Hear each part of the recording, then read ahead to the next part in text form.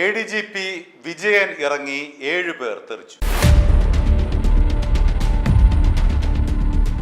IMRL മാസപ്പടി കേസിൽ പിണറായി വിജയന്റെ മകൾ വീണ വിജയനെ ചോദ്യം ചെയ്തതിനു ശേഷം മടങ്ങിയ എൻഫോഴ്സ്മെന്റ് ഡയറക്ടറേറ്റ് ഉദ്യോഗസ്ഥർക്കെതിരെ CPM-ന്റെ ആക്രമണമുണ്ടായി. DYFI, CPM, SFI പ്രവർത്തകർ ചേർന്നാണ്, ഏതാണ്ട് 300ഓളം വരുന്ന പ്രവർത്തകർ ചേർന്നാണ് എൻഫോഴ്സ്മെന്റ് ഡയറക്ടറേറ്റ് ഉദ്യോഗസ്ഥർ സഞ്ചരിച്ചിരുന്ന വാഹനങ്ങൾ അടിച്ചു തകർത്തത്. ആ കേസുമായി ബന്ധപ്പെട്ട് Thiruvananthapuram Palayam local committee secretary IP Binu അടക്കം ഏതാണ്ട് 60ഓളം ദിവസം ജാമ്യം കിട്ടാതെ ജയിലിൽ കഴിഞ്ഞു. ആ പ്രതികൾക്ക് ജാമ്യം ലഭിച്ച് പുറത്തു വന്നപ്പോൾ കർശന നിബന്ധനകളാണ് കോടതി ഏർപ്പെടുത്തിയത്. എല്ലാ ശനിയാഴ്ചകളിലും മ്യൂസിയം പോലീസ് സ്റ്റേഷനിൽ പോയി ഒപ്പിടണം എന്നുള്ളതായിരുന്നു ആ ജാമ്യ വ്യവസ്ഥകളിൽ ഏറ്റവും പ്രധാനപ്പെട്ട ഒരു ഉപാധി. അതിൻ പ്രകാരം ബിനുവും മറ്റ് 22 പ്രതികളും കൂടി കഴിഞ്ഞ ശനിയാഴ്ച മ്യൂസിയം സ്റ്റേഷനിൽ വന്നപ്പോൾ സംഭവിച്ച അസംഭാവ്യമായ, അല്ലെങ്കിൽ നമുക്ക് ഒരിക്കലും ആലോചിക്കാൻ പോലും പറ്റാത്ത വിധത്തിലുള്ള കാര്യങ്ങളാണ് ആ പോലീസ് സ്റ്റേഷനിൽ നടന്നത്.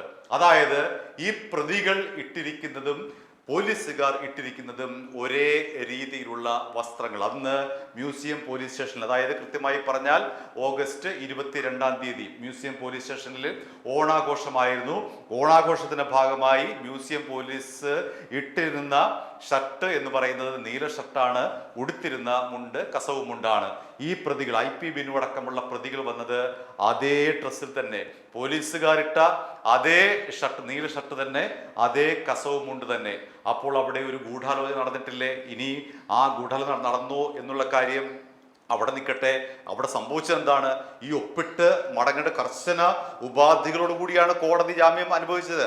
ആ അനുവദിച്ചതിന്റെ ഭാഗമായിട്ടാണ് ഈ ഒപ്പിടൽ. ആ ഒപ്പിടൽ കഴിഞ്ഞ് മടങ്ങേണ്ട പ്രതികൾ എന്ത് ചെയ്തു?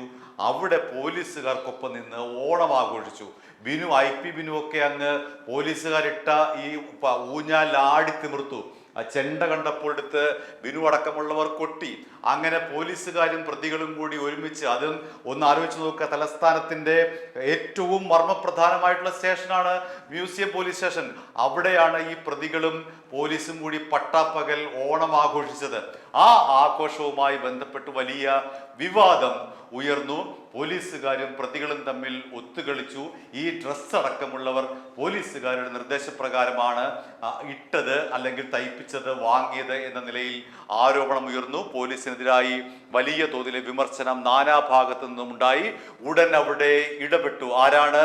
നിയമം കർശനമായി നടപ്പിലാക്കുന്ന നമ്മുടെ ക്രമസമാധാന ചുമതലയുള്ള ADGP വിജയൻ.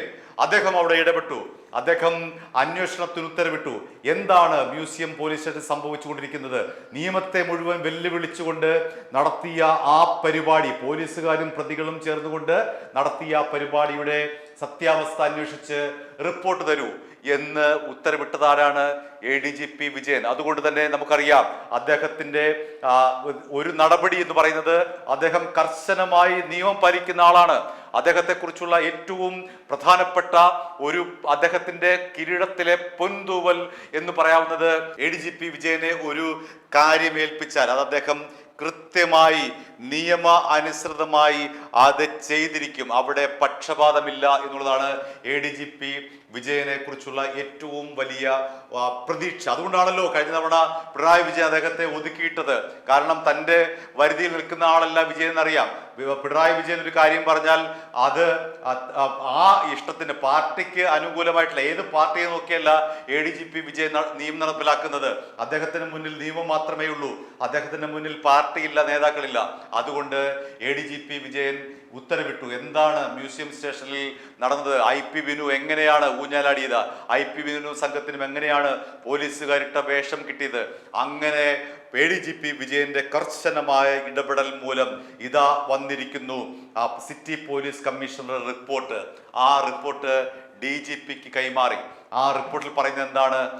അടിയന്തരമായി 7 പേരെ അടിയന്തരമായി തന്നെ അവർക്കെതിരായിട്ട് നടപടിയെടുക്കണം. 7 പോലീസുകാർക്കെതിരെ നടപടിയെടുക്കണം. കാരണം അവരുടെ ഇൻവോൾവ്മെന്റ് കൃത്യമായി തന്നെ ഈ ഒരു നടപടിയിലുണ്ട് എന്നാണ് സിറ്റി പോലീസ് കമ്മീഷണർ റിപ്പോർട്ട്.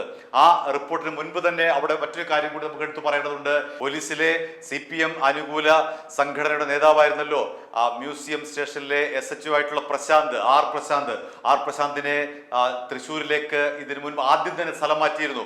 അതിനുശേഷമാണ് ഈ അന്വേഷണം നടന്നത്. കാരണം പ്രഥമ ദൃഷ്ടിയ തന്നെ പ്രശാന്ത് കുറ്റക്കാരനാണെന്ന് കണ്ടെത്തിയതിനെ തുടർന്നാണ് അദ്ദേഹത്തെ മ്യൂസിയം സ്റ്റേഷന്റെ ചുമതല ഒഴിവാക്കി അദ്ദേഹത്തെ തൃശ്ശൂരേക്ക് മാറ്റിയത്. പിന്നീടാണ് ഈ ബാക്കിയുള്ളവരിലേക്ക് അന്വേഷണം നീട്ടിയത്. അതിന്റെ ഭാഗമായിട്ട് 7 പേരെ AR ക്യാമ്പിലേക്ക് മാറ്റാനാണ് ഇപ്പോൾ ഉത്തരവിട്ടിരിക്കുന്നത്. അതായത് ADGP വിജയൻ ഇറങ്ങിക്കളിച്ചു. കൃത്യമായി തന്നെ അവിടുത്തെ ഈ പോലീസ് സഖാക്കളായിരിക്കുമല്ലോ ഒരുപക്ഷെ ഉണ്ടായിരിക്കുക, അല്ലെങ്കിൽ എങ്ങനെയാണ് ഈ സഖാക്കളുമൊത്ത് ഊഞ്ഞാലാടുന്നത്. അതുകൊണ്ട് ഈ 7 പേരെ AR ക്യാമ്പിലേക്ക് തട്ടിയേക്കാനുള്ള ഉത്തരവാണ് വന്നിരിക്കുന്നത്. അങ്ങനെ 7 പേരെ AR ക്യാമ്പിലേക്ക് മാറ്റിയിരിക്കുന്നു. ഇനി ആ റിപ്പോർട്ടിൽ പറയുന്ന മറ്റൊരു പ്രധാനപ്പെട്ട ഒരു കാര്യമുണ്ട്. ഈ ഡ്രസ്സ് എങ്ങനെയാണ് പ്രതികൾക്ക് കിട്ടിയത്, അവരെങ്ങനെയാണ് ഇത് മുൻകൂർ അറിഞ്ഞത്? മ്യൂസിയം പോലീസ് ഓണം ആഘോഷിക്കുമ്പോൾ ധരിക്കുന്ന നീല ഷർട്ടും ഈ പറയുന്ന കസവ് മുണ്ടും തങ്ങൾക്കും ലഭിച്ചത് എങ്ങനെയാണ് എന്ന് പ്രതികൾ ആ ഉത്തരവാരാണിട്ടത്, അതെങ്ങനെയാണ് ചോർന്ന് കിട്ടിയത് എന്നതിനെ സംബന്ധിച്ച് അന്വേഷണം തുടരും. ഇപ്പോൾ ഉള്ളത് അടിയന്തരമായിട്ടുള്ള ഒരു അന്വേഷണവും അതിന്റെ ഭാഗമായിട്ടുള്ള മിന്നൽ നടപടികളുമാണ് ഇപ്പോൾ ഉണ്ടായിരിക്കുന്നത്. ഇനി ഈ അന്വേഷണം തീർന്നിട്ടില്ല.